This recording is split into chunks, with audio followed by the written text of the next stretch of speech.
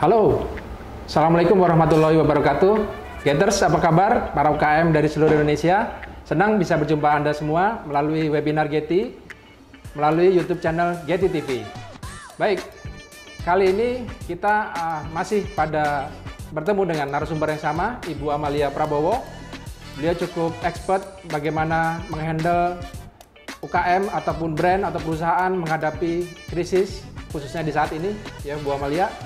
Bagaimana kita bisa nanti coba serap semua pengetahuan beliau, apa yang bisa kita pelajari agar kita bisa bertahan di era krisis saat ini. Ya. Oke, Gators, UKM dan UKM di seluruh Indonesia, kita tahu ya bahwa saat ini semua sedang dalam kondisi sulit. Semoga Anda bisa bisnis Anda tetap bisa berjalan dengan baik dan Anda bisa segera kembali pulih tentunya. Tapi seperti apa kondisi sebenarnya, dan semoga hari ini juga banyak memberi manfaat buat kita semua. Topik hari ini kita akan membahas 8 strategi bertahan UMKM di masa pandemi COVID-19, khusus spesifik di masa krisis pandemi COVID-19. Oke, tidak panjang lebar, kami akan coba ulas dalam 2 segmen. Yang pertama, kita harus mengetahui bahwa sebenarnya dalam kondisi saat ini kita tidak sendirian. Pastinya teman-teman UKM Gators juga mengetahui bahwa kondisi sulit ini tidak dialami oleh kita saja. Banyak teman-teman kita juga dalam kondisi yang sama dan mereka juga dalam posisi survival on. Nah, seperti apa kondisi seperti ini? Ini akan dibahas di segmen pertama. Nah, langsung ke segmen kedua. Nanti saya akan tanya bagaimana sebenarnya kita bertahan ataupun kita akhirnya bisa survive di masa seperti ini. Mungkin seperti itu ya, Bu Lia. Kita mulai saja. Baik, Bu Lia, mungkin bisa diceritakan ke Gators dan teman-teman UKM. Iya, oke, baik. Assalamualaikum warahmatullahi wabarakatuh dan salam sejahtera buat teman-teman UKM dan Gators. Saya sangat berbahagia sekali, Pak Owi, bisa bertemu lagi dengan para UKM dan Gators. Dan saya secara pribadi juga menyampaikan simpati yang sangat luar biasa kepada teman-teman UKM, karena di saat ini adalah masa yang paling berat mungkin ya buat teman-teman UKM. Saya sangat mengaturkan simpati yang luar biasa. Tadi Pak Owi sudah menyampaikan bahwa saya juga memiliki pengalaman ketika di tahun 98, kita juga mengalami masa yang cukup kritis secara ekonomi. Tetapi perbedaannya dengan sekarang adalah pada tahun 98, Pak Owi, Indonesia ekonominya terbantu dengan kekuatan UKM. Jadi UKM pada saat itu menjadi tulang punggung Indonesia untuk bangkit dari krisis ekonomi. Nah, berbeda dengan masa yang sekarang. Jadi pandemi sekarang membuat UKM adalah garda terdepan yang terpuruk gitu. Jadi karena saya bergaul terus sama teman-teman UKM bersama-sama, jadi saya sangat merasakan kondisi saat ini sangatlah berat. Nah, kita lihat ada satu slide yang ingin saya tunjukkan. Saya ambil dari kontan.co.id. Paling tidak melalui slide ini Bapak Ibu bisa melihat perkembangan yang terjadi di teman-teman UKM. Jadi dampak COVID-19 ini bagi UKM Indonesia berdasarkan hasil survei sebanyak 96% pelaku UKM sudah mengaku mengalami dampak negatifnya. Padahal kalau kita lihat dampak musibah ini kan di Indonesia baru mulai di Februari ya Pak ya. Tapi kita sudah sangat merasakan dampaknya. Terutama memang dalam proses bisnis dan kesinambungan bisnis para UKM. Kemudian 75% diantaranya mengalami dampak terutama di penurunan penjualan yang sangat signifikan. Nah, survei yang dilakukan kontan.co.id ini membuat saya juga jadi berpikir keras apa yang bisa kita lakukan untuk membantu teman-teman UKM tetap menjalankan roda bisnisnya ya Pak Oi ya. Yeah. Kemudian berikutnya 51% pelaku UKM meyakini kemungkinan besar bisnis yang dijalankan hanya akan bertahan 1 bulan ke depan. Atau paling tidak ya dengan terengah-engah pasti ya mungkin 3 bulan ke depan. Okay. Jadi memang sangat sulit bagi kami sebagai marketers juga sangat sulit bagaimana harus mencari solusi kondisi yang seperti ini. Kemudian 67% UKM mengalami ketidakpastian dalam memperoleh akses dana darurat. Itu yang cukup mengkhawatirkan ya karena tadi itu tidak ada dana darurat. Kemudian 75% UKM merasa tidak mengerti bagaimana untuk membuat kebijakan untuk organisasinya atau untuk bisnisnya di masa krisis ini. Ya, kembali ke obrolan kita Pak Oi. Jadi kondisinya kalau kita melihat dari survei yang dilakukan oleh kontan.co.id, kita bisa melihat bahwa sangat memprihatinkan. Jadi ketika kami harus harus seperti apa UKM, ya pasti tidak mudah ya Pak. Pasti tidak mudah. Ini kondisi yang sangat sulit memang. Tapi tadi sebelum kita diskusi Pak Oi selalu bilang bahwa selalu ada potensi ya di balik sebuah krisis. Ya. Gitu ya Pak ya. Ya, optimisme. Jadi ya selalu harus ada optimisme gitu. Justru kekuatan kita sebagai entrepreneur atau kekuatan kita sebagai pengusaha diuji di masa krisis. Benar. Ya.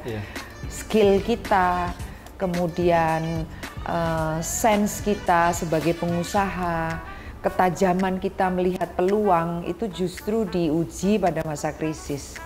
Gitu. Okay. Dan masa krisis ini adalah sebuah pembelajaran yang tidak mudah didapat. Tidak ada di sekolah manapun yang mengajarkan kiat-kiat mencari solusi di masa krisis seperti saat ini. Belum ada di sekolah-sekolah bisnis terbesar di dunia pun itu tidak ada. Kenapa Pak? Karena bayangkan saja masa seperti ini. Kita sebagai UKM, yang pertama adalah rantai pasok terputus karena PSBB. Jadi ini yang membuat sangat berbeda dengan yang terjadi pada saat tahun 1998. Kita diminta untuk tetap berjualan, tetap semangat. Ya, bagaimana saya bisa produksi? Ya kan? Karena rantai pasoknya tidak ada. Karena tadi ada pembatasan atau karantina wilayah. Itu yang pertama. Kemudian yang kedua adalah siapa yang akan membeli? Daya beli masyarakat turun dengan sangat signifikan karena PHK sangat besar sekali terjadi. Sampai hari ini saya mendapatkan informasi lebih dari 1,5 juta sudah ter-PHK. Sehingga daya beli masyarakat sudah pasti turun dengan sangat drastis. Jadi ketika kita harus membuat solusi pemasaran, ya daya belinya tidak ada, gitu ya. Kemudian yang ketiga adalah environment-nya. Ketika masyarakat itu diliputi oleh perasaan was-was. Di zaman tahun 1998 itu masih lumayan tingkat consumer confidence index-nya itu negatifnya tidak terlalu tinggi. Saya lupa angkanya, tapi tidak se-drop saat ini. Jadi ketika consumer confidence index itu turun, maka semuanya sudah tidak mungkin mudah untuk dijalankan ya strategi-strategi marketingnya ya Pak Oi. Karena semua orang was-was dan menunggu, wait and see istilahnya, sehingga maka tadi putaran dana itu jadi berhenti akhirnya. Sehingga kalau dibuat pakai judul film itu ya, UKM kita ini maju kena, mundur kena gitu loh. Jadi bingung pasti. Saya sangat mengerti, dan makanya di awal saya bilang saya sangat bersimpati dengan teman-teman UKM. Jadi bisa dikatakan kondisi krisis pandemi saat ini lebih sulit dibanding 98 ya Bu ya? Sangat sulit. Karena semua lini itu bermasalah gitu. Ya, semua lini bermasalah. Satu yang masih sangat positif yang membedakan dengan tahun 98 adalah teknologi, Pak Oi. Teknologi? Iya, itu yang membedakan di tahun 1998. Di mana di tahun ini kita diberikan fasilitas teknologi yang luar biasa. Sehingga kreativitas kita itu sudah ada salurannya gitu. Zaman di tahun 98 masih belum ada Instagram, kemudian belum ada Twitter dan sebagainya, maka bagaimana kita mengkomunikasikan atau mengiklankan produk kita, ya ujungnya adalah di televisi, di radio. Biaya komunikasi atau biaya berkampanyenya mahal sekali. Sementara sekarang hampir seluruhnya, hampir 98% penetrasi internet di Indonesia. Kemudian penetrasi Instagram, kemudian internet, pengguna internet juga sangat aktif sekali di Indonesia. Jadi itu secercah harapan yang memacu kita untuk berkreativitas. Dan lagi Pak Oi, karena adanya teknologi, kemudian muncullah aplikasi-aplikasi yang juga luar biasa. Aplikasi untuk membuat kreativitas-kreativitas. Mulai aplikasi membuat e-poster, aplikasi untuk membuat video promotion, semuanya sudah ada. Jadi bisa dikerjakan sendiri.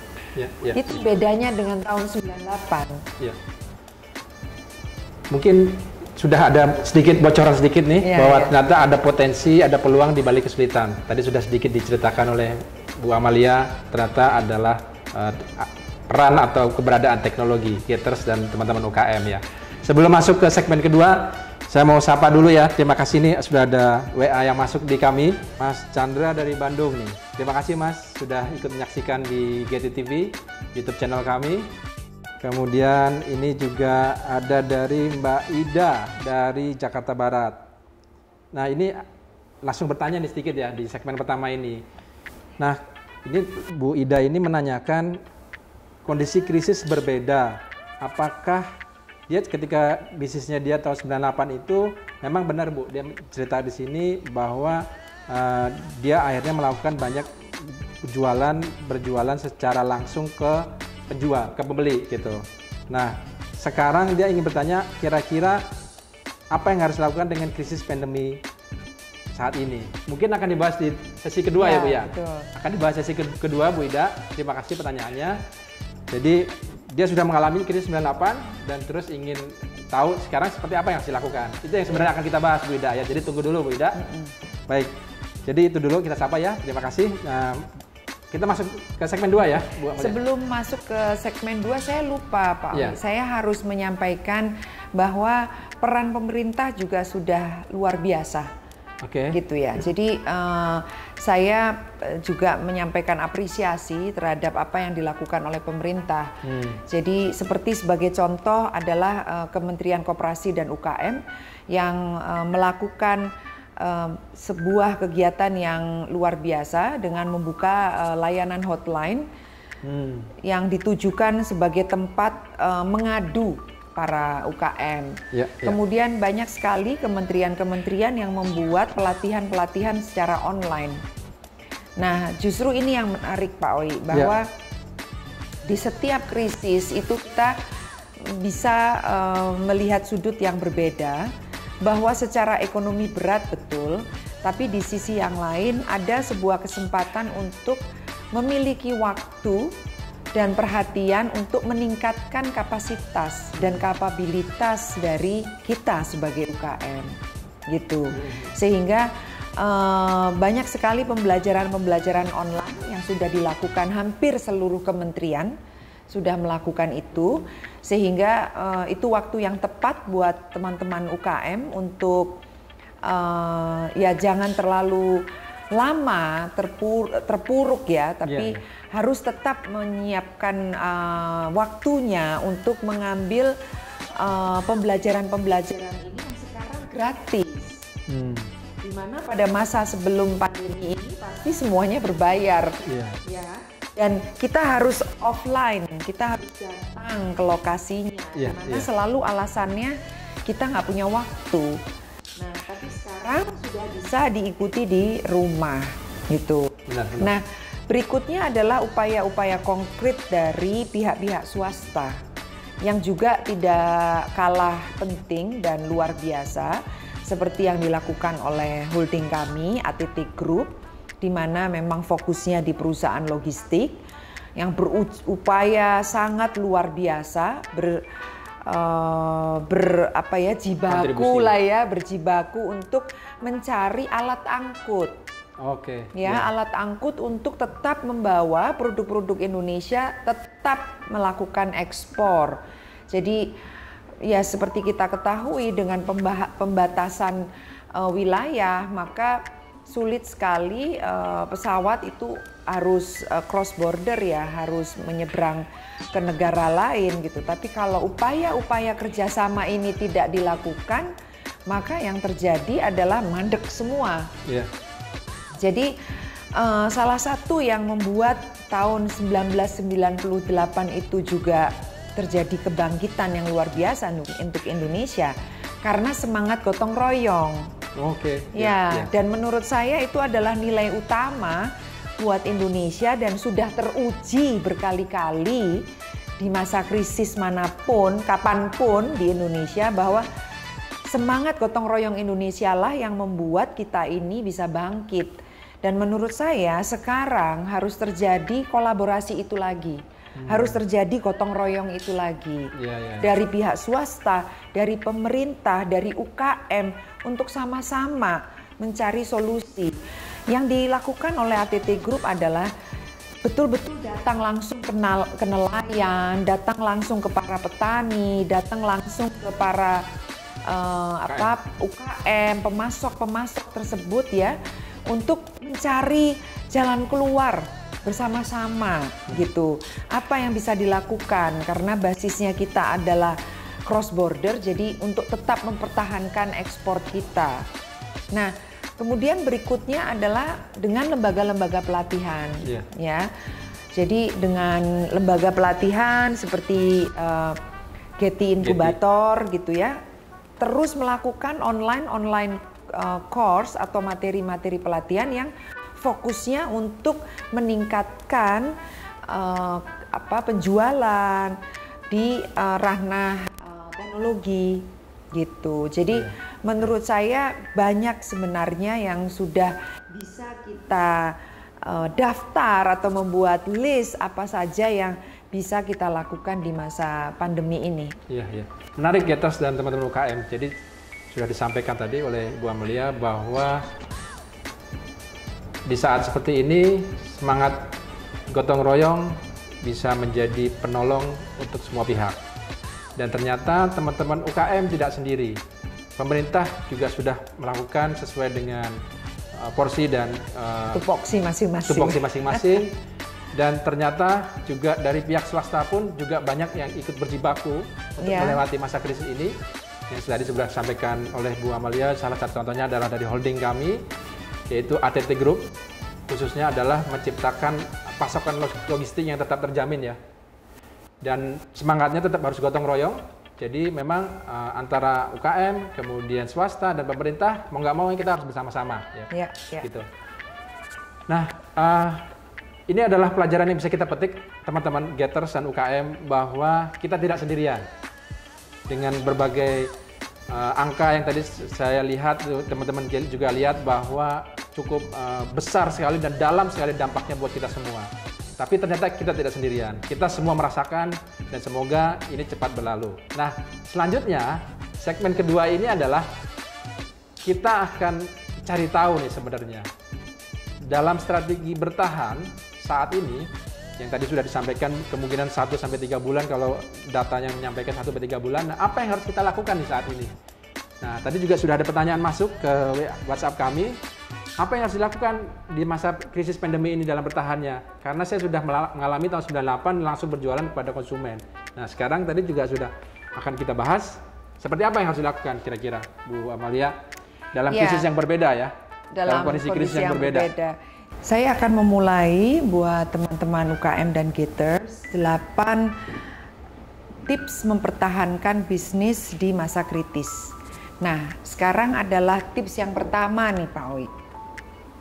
Ini adalah tips yang terpenting, makanya ditaruh yang pertama. Yang pertama adalah lebih seksama untuk menjaga arus kas. Nah, ini penjelasannya Pak Owi. Jadi, seperti kita ketahui bersama bahwa bagi sebuah perusahaan sekelas UKM, maka sumber kehidupan bisnis kita itu adalah arus kas. Iya. Ya. Ada yang bilang darahnya UKM adalah bagaimana menjaga arus kasnya itu ya. Iya, betul. Bagaimana darah bisnis maksud saya, darah UKM bisnis aja. ya. Darah bisnis adalah bagaimana menjaga arus kas itu. Jadi supaya kita tidak semakin terpuruk organisasi kita atau perusahaan kita, maka uang tunai itu harus tetap mengalir, tapi betul-betul harus diperhatikan mana yang paling penting. Gitu. Jadi jangan terlalu mudah untuk mengeluarkan pembelian ya di masa seperti ini. Jadi dijaga, dijaga sekali. Jadi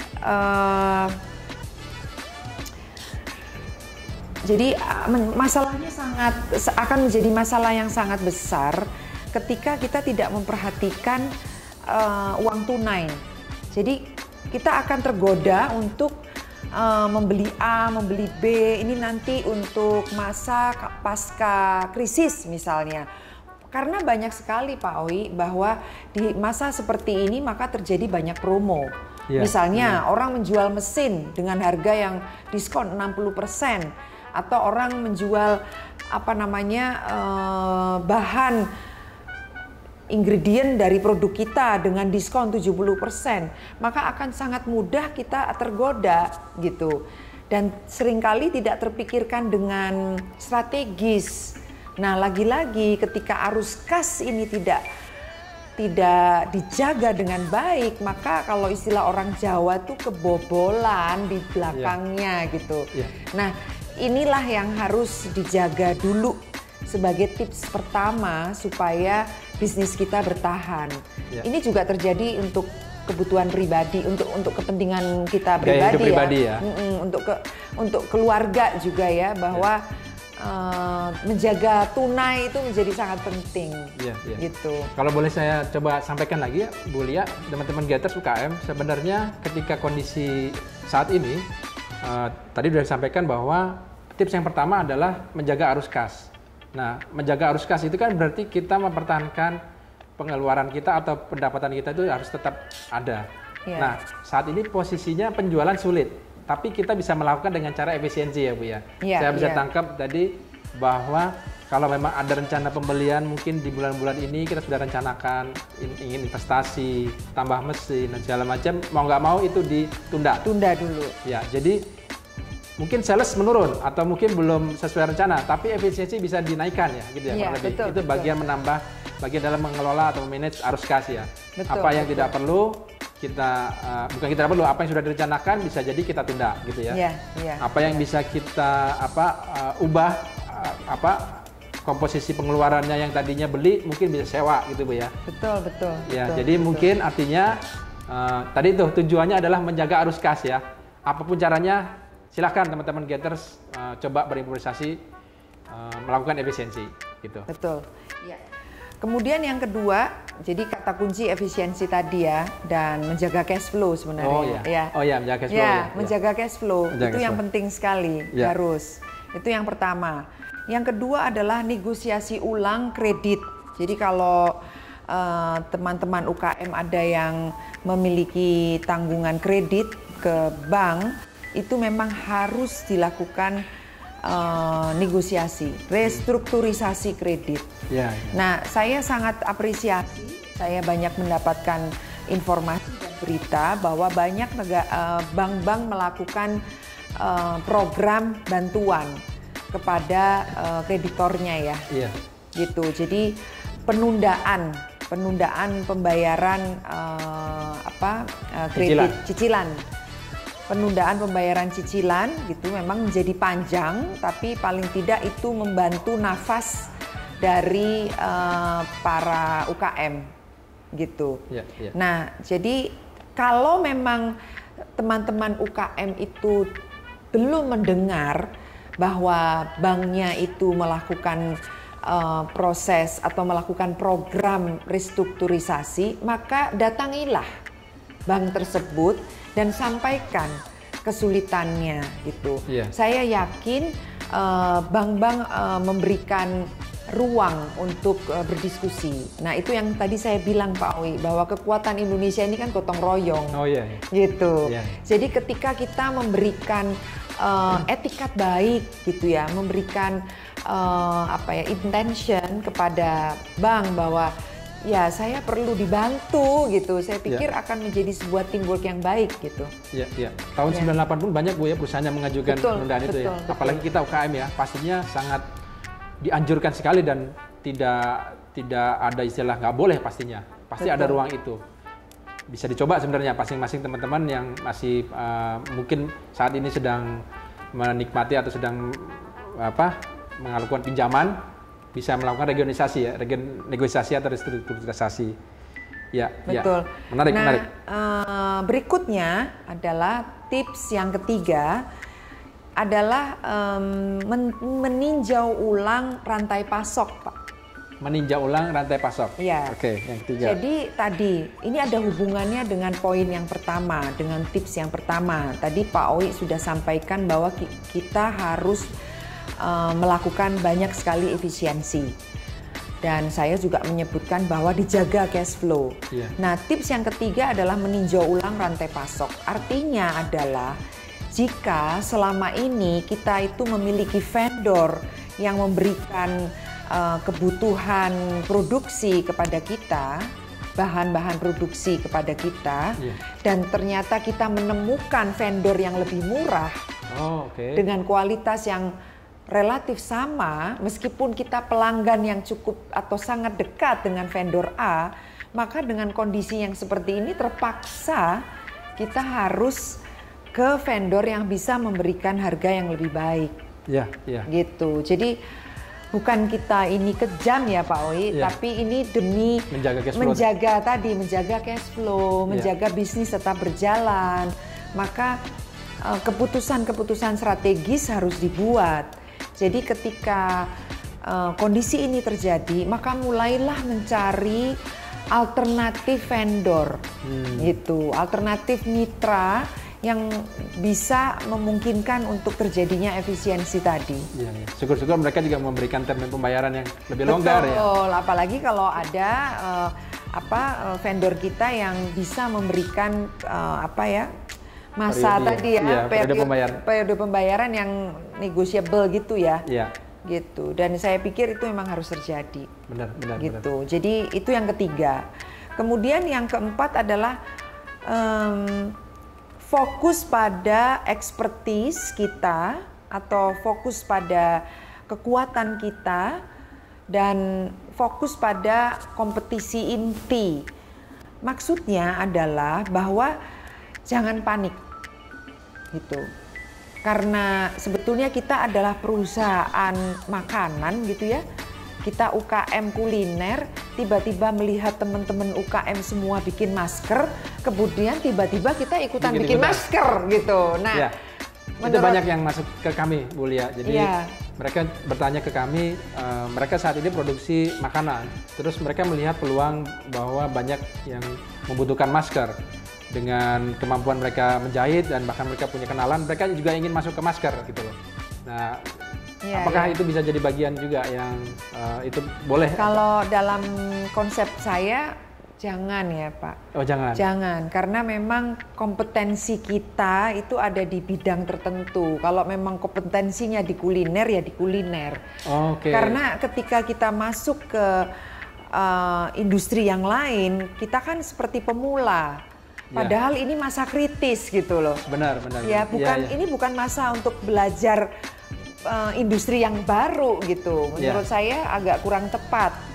Tapi akan jauh lebih bagus ketika kita berkolaborasi dengan teman-teman yang kita kira itu adalah sebuah kecocokan gitu. Jadi misalnya kita memproduksi kuliner gitu, mungkin dibantu untuk bekerja sama dengan teman-teman yang punya masker gitu. Kita bikin program sesuatu ya, nanti kita bahas di kiat-kiat ini programnya ya. Tapi paling tidak intinya Pak Oi, kita tidak boleh meninggalkan kompetensi kita. Itu. Jadi sabarlah gitu. Catat Gaters ya, tadi cash flow harus jaga. Nah, nyambung yang langsung keempat bahwa fokus pada expertise-nya. Tujuannya apa? Kalau kita loncat atau keluar dari fokus expertise, nanti ujung-ujungnya cash flow-nya investasi lagi, keluar lagi. Betul sekali itu. Ya, jadi sebenarnya saling terkait, tapi sebenarnya makin memperdalam bahwa bertahan ini harus tetap fokus dan kembali lagi mempertahankan cash flow kita tetap terjaga. Iya, betul. Yang keempat, baru keempat nih Gaters, setengah jalan nih. Setengah jalan. Tapi sudah sangat benar-benar pastinya bisa langsung dipraktekkan karena ini langsung konkret. Jadi teman-teman Gaters nanti kalau ingin bertanya langsung boleh diajukan ke WA kami atau langsung di kolom chat di YouTube channel kami. Ini sudah ada beberapa pertanyaan yang masuk, tapi saya tahan dulu nanti, boleh ya Bu Lia. Jadi sudah ada 4 nih yang sudah disampaikan Bu Amalia. Silakan Bu Lia. Yang berikutnya adalah membuat program member get member. Member get member, oke. Jadi karena tadi ya kita tidak punya kemampuan untuk beriklan di masa yang sulit ini, maka kita menyapa pelanggan kita dan kita memberikan apresiasi tertentu kepada pelanggan kita ketika mereka bisa mencari pelanggan baru, gitu. Jadi mereka membutuhkan membutuhkan tambahan, baik secara cash maupun dia dapat tambahan bonus atau apalah ya. Tapi di masa yang kritis ini maka diskon bonus itu menjadi luar biasa. Nah, jangan hanya memberikan diskon atau bonus saja, tapi kita bisa bekerja sama, bergotong royong bersama pelanggan untuk tadi membantu pelanggan, membantu kita, membantu produksi kita. Jadi meminta pelanggan untuk mencari pelanggan yang lain, tentu saja dengan diskon yang menarik. Gitu sih. Jadi tadi itu semangat gotong royongnya itu luar biasa. Poin yang kelima ini adalah sebenarnya kreativitas ya. Betul. Kreativitas bagaimana kita akhirnya bisa kolaborasi, kerjasama, gotong royong, gitu kan, terhadap produk-produk Gaters dan teman-teman UKM sebenarnya. Karena pastinya semua melakukan hal yang sama. Kenapa nggak kita lakukan bersama-sama, gitu ya? Iya, betul. Jadi program Get Member itu sebenarnya bisa kita lakukan dengan mitra-mitra UKM yang sudah ada di sekitar kita atau mungkin dengan bahkan yang berbeda produk ya. Kolaborasi seperti itu. Nah, ini adalah kreativitas teman-teman. Sangat menarik tentunya dan sangat bisa dipraktekkan dalam membuat program promosi agar produk kita tetap bisa diambil atau dibeli oleh konsumen dalam masa krisis saat ini. Gitu. Saya mendapat cerita dari salah satu teman UKM di Jogja gitu ya. Jadi beberapa UKM itu yang bergerak di bidang garment, bergerak di bidang garment itu mengirim satu orang yang cukup yang dianggap mereka bisa menyerap gitu ya, dikirim ke Jakarta, mereka patungan, dikirim ke Jakarta untuk mendapatkan training membuat APD yang sesuai dengan kriteria WHO. Gitu. Nah, kemudian dia bawa ke Jogja dan dia terapkan di sana. Dan yang menarik adalah mereka bekerja sama dengan perusahaan-perusahaan bahan atau kain yang sesuai dengan syarat WHO tersebut. Gitu. Jadi paling tidak pekerja atau karyawan di UKM yang bergerak di garment tersebut tetap bisa jalan, meskipun pada saat ini kita hanya membuat APD, tapi paling tidak itu yang dibutuhkan dan mereka tetap jalan dan usahanya juga tetap berjalan. Jadi menurut saya itu sangat menarik. Itu salah satu contoh dari kuliner. Yang kedua, dari fashion. Dari industri fashion, teman-teman di industri fashion. Sementara untuk teman-teman di industri kuliner ada yang menarik juga Pak Oi. Jadi ada salah satu pemuda gitu, dia mengumpulkan donasi. Nah, donasi tersebut diberikan kepada UKM-UKM yang catering. UKM-UKM yang catering? Ya, UKM-UKM yang bergerak di jasa catering gitu untuk membuat nasi box. Gitu. Nah, nasi box tersebut di supply di rumah sakit untuk membantu keluarga-keluarga yang harus menunggu keluarganya di rumah sakit. Gitu. Dananya dari mana? Dananya dari donasi yang dikumpulkan oleh sekumpulan anak muda ini. Gitu. Jadi pola bisnisnya jadi berbeda ya Pak Oi. Tapi paling tidak masih tetap jalan industrinya, usahanya, dan yang penting karyawan tidak di PHK gitu, ya karena dan berbuat sosial juga gitu. Jadi itu yang sangat saya lihat ini betul-betul sebuah ekonomi berbasis kemanusiaan gitu. Gotong royong tadi ya, dengan gotong royong itu menjadi sangat luar biasa. Gitu sih Pak. Saya tunggu Getters, teman-teman Getters sharing di YouTube channel kami di kolom chat ataupun di WA, barangkali punya ide-ide bertahan dan semangat gotong royongnya boleh disampaikan di kami. Nanti kami tunggu ya. Sebelum kita masuk ke tips yang ke-7 ya. Ke-6. Baru ke-6. Ke-6 ya. Ke-6. Okay. Pak Oi udah nggak sabar ini supaya teman-teman bisa langsung mempraktekkan kali ya. Oke, yang ke-6 adalah jangan berhenti melakukan promosi nih Pak. Oke. Ya, jadi ini juga sama. Di tahun 98 itu pada tahun itu kebetulan saya sangat aktif di perusahaan komunikasi. Nah, di sana itu malah brand-brand besar itu melakukan kampanye atau melakukan kegiatan komunikasi besar-besaran pada masa krisis tersebut. Kenapa? Karena pada masa inilah adalah suatu momen yang sangat penting untuk meningkatkan awareness dari brand tersebut. Karena semua orang sedang konsentrasi nih, semua menghadap smartphone-nya. Jadi menurut saya ini adalah waktu yang tepat untuk meningkatkan brand awareness. Dengan cara apa? Instagram brand atau produk itu difokuskan untuk meningkatkan awareness. Banyak sekali aplikasi-aplikasi yang akan membantu Anda untuk membuat kreativitas, jadi nggak usah nunggu advertising agency-nya bikin gitu ya. Nggak usah bingung bahwa nggak ada yang bikin kreatifnya, banyak sekali aplikasi kreatif yang bisa membantu. Nah, dan juga banyak sekali promo-promo untuk membuat konten plan, Pak Oi. Oke. Jadi hari ini selalu alasannya UKM, saya nggak punya ide, hari ini bicara apa, besok bicara apa, ngomong apa di Instagram. Banyak sekali aplikasi yang memberikan bantuan untuk konten plan. Gitu. Jadi semua bisa dilakukan sendiri di rumah sekarang. Gitu. Nah, apa yang harus dikomunikasikan ya tadi expertise kita. Gitu. Jadi kalau misalnya expertise kita di bidang fashion misalnya, maka berilah tips-tips fashion seperti apa sih gitu. Baju yang cocok di kantor seperti apa, baju yang cocok untuk bepergian, traveling itu seperti apa gitu. Nggak ada hubungannya langsung dengan sales kalau menurut saya. Ketika seseorang atau target audiens kita sudah tertarik gitu, dia akan scroll ke bawah dan jangan lupa langsung diarahkan mereka ke toko online kita. Gitu Pak Wi. Jadi toko online harus dijaga sekarang, harus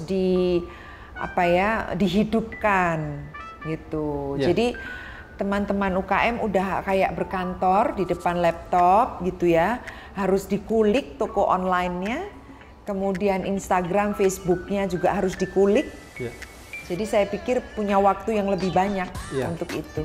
Karena ini seringkali terjadi, Bu Lia, dan mungkin teman-teman Getters juga mengalami bahwa memang ketika mereka dalam melakukan promosi, khususnya melalui dunia digital, itu seringkali kendalanya adalah mereka selalu curhatnya itu atau mereka bercerita kepada kami itu adalah, aduh Pak Owi, saya nggak sanggup nih, setiap pagi saya harus nyiapin konten, nulis dulu, kemudian saya harus upload, kemudian saya harus jawab chat, seperti itu. Nah, seringkali akhirnya mereka ngerasa, aduh nggak sempat deh akhirnya bahwa jualan itu hanya offline gitu loh. Tapi sekarang kondisi memaksa ya. Iya. Kondisi memaksa, mau nggak mau kita harus juga mengoptimalkan semua channel digital. Betul. Tadi konsepnya dari Bu Lia menyampaikan bahwa promosi itu mau nggak mau harus lebih digencarkan. Yang dulu lihat toko online-nya atau sosial medianya mungkin seminggu sekali. Iya. Sekarang harus sehari sekali ya Bu ya. Harus sehari sekali. Harus. Gitu. Dan jangan salah, kami di online.getty.id kami memberikan banyak sekali pelatihan-pelatihan untuk optimalisasi Instagram, optimalisasi Facebook gitu ya. Dan itu adalah tips-tips yang menarik untuk bisa langsung diterapkan oleh teman-teman UKM. Ya. Gitu. Pastinya nanti ada sesi khusus tersendiri. Kami dari Getty akan membahas fitur-fitur ataupun materi-materi yang pastinya sangat membantu UKM. Iya, betul. Dan itu mudah dijalankan, mudah diaplikasikan dan bisa langsung dipraktekkan buat teman-teman Getters UKM walaupun kalian atau kita pun masih sangat awam dalam dunia IT. Karena pada dasarnya teknologi itu mudah kok sebenarnya. Tidak ada teknologi yang justru membuat menjadi lebih rumit gitu ya. Iya, betul. Baik, kita masuk ke tips yang ketujuh nih Pak. Tips yang ketujuh ya.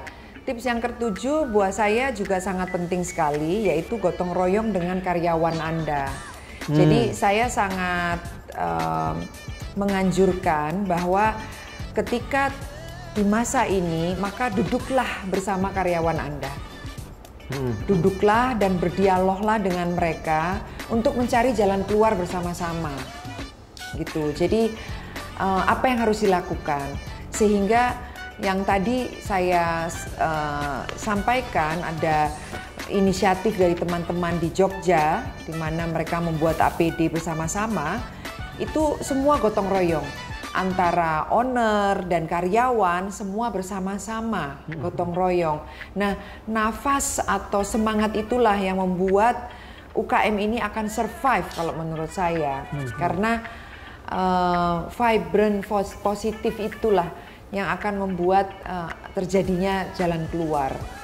Gitu Pak. Jadi berdiskusilah, berdialoglah dengan karyawan Anda untuk mencari jalan keluar bersama-sama. Gitu. Iya.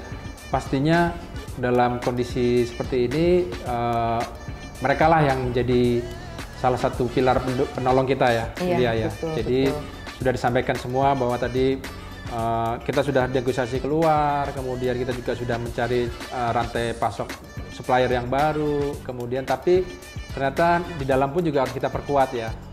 Artinya mereka juga akan sangat membantu kita, teman-teman UKM pada saat kondisi seperti ini. Dan pastinya mereka akan jauh bisa lebih mengerti ya kondisinya, karena mereka juga yang menjalani sehari-hari.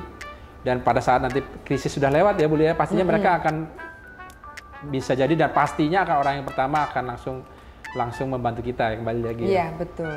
Dan ini yang terakhir nih Pak, tips yang terakhir yang harus dilakukan sejak hari ini meskipun sampai krisis ini lewat adalah menabung. Oh, menabung ya. Jadi itu udah sangat generik sekali, udah sangat sekali kuno kali ya. Tapi menurut saya tetap harus dijalankan karena disinilah kita akan merasakan bahwa ketika sebuah perusahaan itu tidak rajin untuk menyisihkan profitnya untuk keadaan darurat, maka ketika terjadi kondisi ini seperti sekarang ini, maka ya tadi karena tidak ada dana darurat, maka sangat kesulitan untuk bergerak di masa krisis seperti ini, Pak. Jadi Bapak Ibu kalau dapat profit di akhir tahun jangan buru-buru traveling gitu ya, tapi harus dengan disiplin menyisihkan dana tersebut untuk tadi situasi-situasi darurat seperti ini. Paling tidak ada pertanyaannya, berapa besar sih saya harus menyisihkan? Paling tidak untuk pengeluaran 1 bulan satu perusahaan atau pengeluaran 2 bulan itu ada terjaga dengan aman. Jadi ketika krisis terjadi paling tidak untuk 2 bulan atau 3 bulan itu masih bisa bernafas gitu untuk mencari solusi atau strategi gitu Pak. Boleh ada pertanyaan yang masuk ini tadi terkait promosi ini. Ini dari Mas Farid di Cirebon ya. Dia bertanya tadi soal promosi kayaknya ini Bu Lia. Ya, jadi Mas Farid, halo Mas Farid, terima kasih sudah bertanya ke kami melalui WhatsApp kami. Ini terkait budget promosi Bu.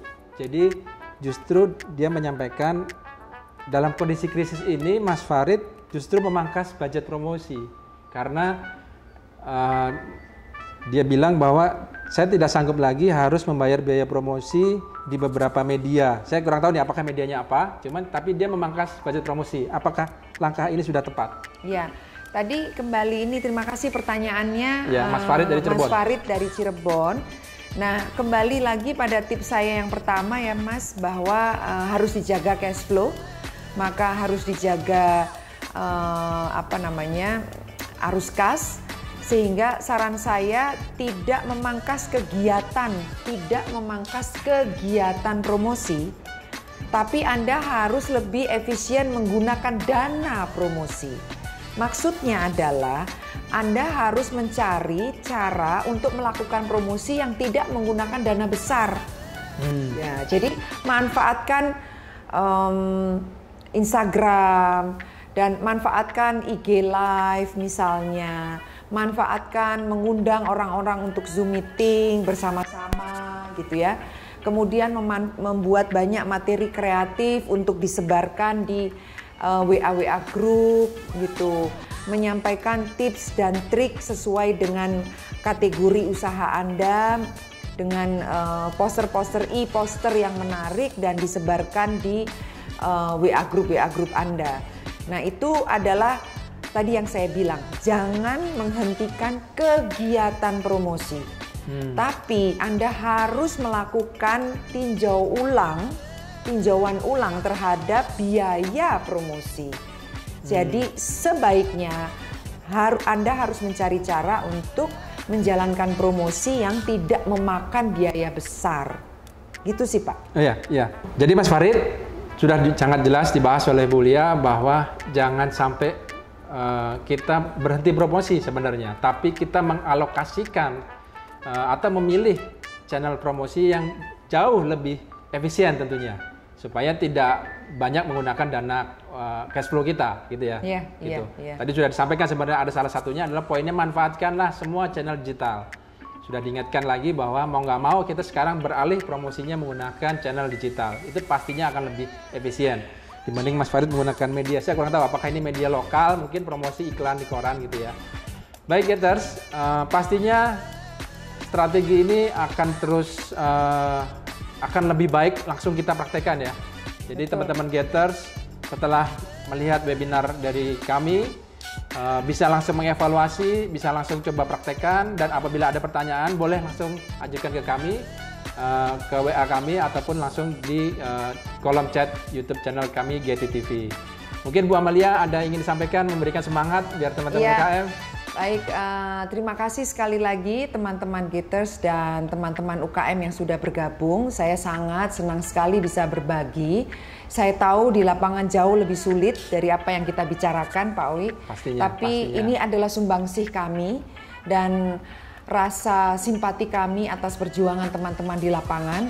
Sekali lagi kami menyampaikan terima kasih atas perjuangan teman-teman untuk tetap berjuang demi ekonomi Indonesia, dan doa akan kami sampaikan kepada teman-teman untuk selalu sehat, untuk selalu semangat, dan kita optimis dengan gotong royong yang kita jalankan bersama-sama, kita akan bisa melewati krisis ini. Amin. Assalamualaikum warahmatullahi wabarakatuh, salam sejahtera, sampai jumpa di sesi webinar Getty di lain waktu.